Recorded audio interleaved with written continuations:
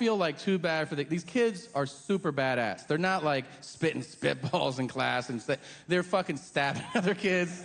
They're badass kids, okay? And they show up to this thing with attitude. Like they walk in, they're like, what's up? This ain't shit. I run 6th grade. I ain't scared of you, man. Like, can't scare me. And they're greeted by a guy named Crazy Chris. Chris has scars on his face, and the screen freezes, and it says, Chris killed 6 people, and he's doing a double life sentence. Like, this dude is so bad that when he dies and he's reincarnated, that guy's doing life in prison also. So, this is a bad motherfucker right here. The kids are like squatting around, and Chris is like, hey, my name's Crazy Chris. And from now on, you will see me in your nightmares. And the kids are like, what the fuck? Like, I'm 12. Don't talk to me like that, man. That's crazy. And then he goes, if I ever see you again, I'll take a bite out of each of you. And they're like, all right, we're all reformed now. Thank you very much. So, Jesus. But they can't leave. The next guy comes up to him and he goes, hold my pocket. Hold my pocket. And he makes kids walk around holding the inside of his pocket. You understand? So he walks, and then they're like, I don't know what you know about prison, but if you're holding on to another dude's pocket, it's gonna be a rough day, all right? Not only is this guy making kids hold his, he's talking ridiculous shit to middle schoolers. He's like, I'm gonna make you suck my dick for breakfast. Every morning. And the kid's like, I hate breakfast. Funny shit like that. So, he's like, I'm gonna mush your motherfucking face. And the kid's like, so it's so fucking funny. There's one exchange where this dude, he pulls a kid out of line. The kid's like 13. He weighs, I don't know, 100 pounds. And he has a bowl cut, okay? He has a bowl cut in prison. It's parted in the middle. And the prisoner goes, why are you here? And the kid's like, stealing? And he goes, the fuck you took?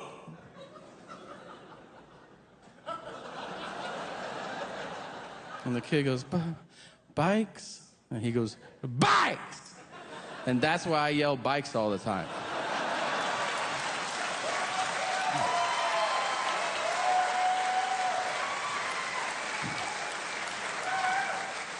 You should see me when we drive by a bike store. Holy shit. I'll be like, oh. And my wife, she's pretty over it. She'll go like, you get one. I'm like, all right, I'm gonna make this shit count. So I'll pull over, I roll down the window, and I wait until I see somebody checking out one of the sidewalk displays, like with all the bikes out there. And when they find one they really like, and they're like, oh, I like this one, I'll go, bikes! And they're like, what the fuck? And I'll go, stop selling drugs! And I drive up. Great.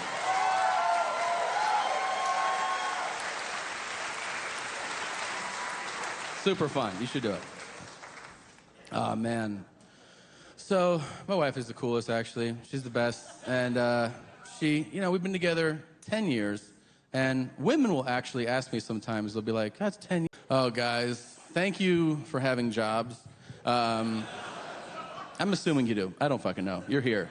Maybe you robbed somebody. But I was just thinking about that, how long it's been since I've had a job.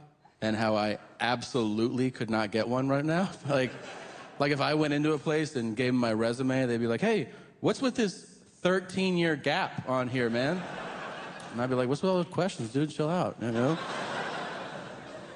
I mean, if I had to get a job, I think I would just go for a job where no one knows what the fuck I'm talking about, so I could just make shit up. Because there's a few of those. Like, the spokesman for an arson investigation. Arson means fire, by the way. I'm seeing a lot of blank faces. And it's amazing. You can see them online. Like, a guy comes out to a podium, and there's a mic, and there's news people around, and it's like a burned down building behind, and he's just like, hey. That shit burned down. And they're like, could you tell us a little more? He's like, what? Like totally aggravated. What do you want to know? And they go, well, how did it start? And he goes, it was a match. And they go, how do you know? We found it. It, like is one, there's other matches. And he's like, this one. And they go, how do you know that's the match? Just complicated fire shit, man. You wouldn't understand any of it. Thing is, man, I miss zero part of having a day job. That's the truth. I miss zero part. The only part I still miss is spreading rumors and gossip about people that work there. That's the fucking best. It is. I remember. Going to work sucks. That's universal. Don't act. I mean, shit. Most of you will have it on Monday. Fucking the alarm goes off and you go, motherfucker.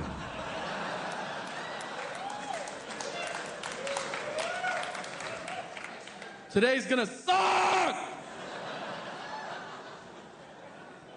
But I'm gonna talk shit about Amanda when I get there. And then that raises your spirit, right? And you're like, you think about that in the shower, you're like, I'm gonna ruin Amanda's day today. This is for you, Amanda. The fucked up thing is people making you feel badly for enjoying that. You shouldn't feel badly for enjoying it. Do not take the red eye. If you don't know what that is, it's amazing that you made it this far in life. It's when you fly overnight from the West Coast to the Eastern time zone. Some people love that flight, and those people are sociopaths, because here's why. You land, and your body's like, well, it's 3:30 in the morning, I guess we're going to sleep, and then the world goes, nope! 6:30, dickhead, get ready to do stuff. And then you cry for days. The last one I ever went on, I boarded with my wife. We get on, she looks at our boarding passes, and she goes, we're not sitting next to each other. And I go, okay. I don't know. She goes, you don't want to switch seats? And I go, not really. She goes, why not? I said, because we don't have to. She goes, what does that mean? I said, well, there's only two people that have to sit next to each other, and they're up front.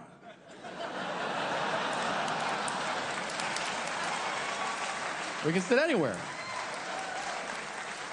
And she goes, you're going to ask people to move. And I was like, great, should be a real treat. So that's always fun, right? You all settled in? You want to stand the fuck up now? Great. So we're both window seats. We need an aisle to move. So I go to the guy sitting next to her, and this guy is old. I don't know how old, but it doesn't look good, all right? He's drooling. He's got rubber where there used to be bone. Put it this way. It's his last flight, all right? So after this one, no mas. So I go, excuse me, Gandalf, do you think that you could move so I can sit next to my wife? And he goes, move? Mm-hmm. He goes, you move. Yep. I'll move here, and then you move there. He goes, you can't see a meniscus. The fluid is on a fire drain. I got to stretch out. I said, well, I won't be able to stretch out as much. The fluid build up there. I can't stretch out. I got to sit by the aisle and access to stretch it out there. So it's build up more. And it'll be the 7, 8 times more if I sit over there. And I go, are you reading me a fucking novel about this? Jesus, just say no. And I hope you lose your leg. And then I turned around. Well, he was a dick. He was. Was he old? Yes. Was he disabled? Severely. Disabled people have to earn their cool points just like the rest of us. I'm so exhausted of the idea that everybody with a disability is automatically an angel on earth. They're not. They're people, and you should treat them like people. But you don't. You patronize the shit out of them. Yeah, I know you do. Of course. There's so many uncomfortably silent, guilty faces in here right now. Yeah. You know when you're at work and fucking Sam rolls up? It's always Sam, right? You don't go like, hey, Sam. You go, hi, Sam. And he's like, hi. And you go, how was your weekend? He's like, it was good. Well, that's good. And he's like, you know I'm not retarded, right? I just can't stand up. You're a fucking asshole.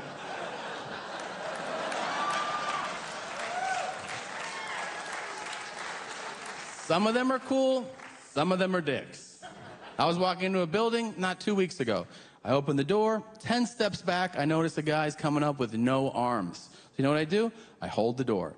And when he gets up, he goes, I don't need you to do that shit. And I go, all right. Okay, Stumpy.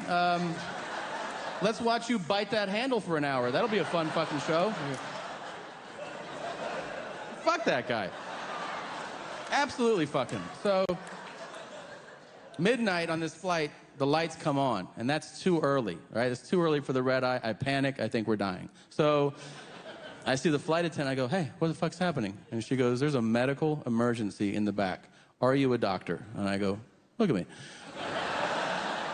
You think I'm a doctor? And she goes, are any of you? And we go, no. I said, I think we just established that none of us are doctors. How about you kill those lights so we can go back to sleep? And she goes, well, he needs help. And I go, well, we're not doctors. We could stand around him for a while if you think that'll help. Like,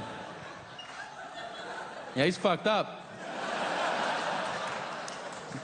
Huh? Comedian. Mostly stories. Hang in there, I don't fucking know. So, half an hour later, the lights are still on. I go, what are we doing? And she goes, I think we're gonna divert. And I go, divert? Does that mean we're gonna dump fuel? Have you ever asked somebody something so profoundly stupid to them that they have to physically regroup before they answer your question? Like, she went to answer, and then she went, huh.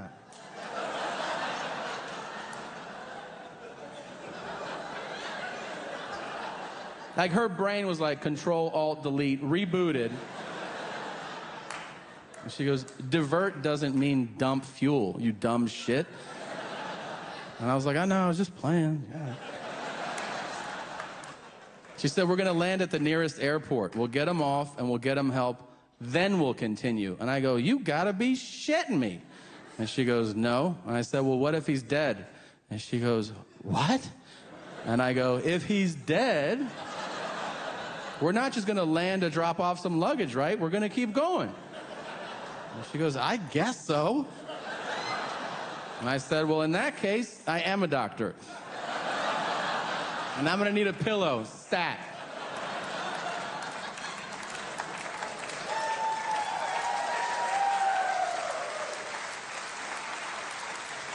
And then I fucking killed a guy on a plane.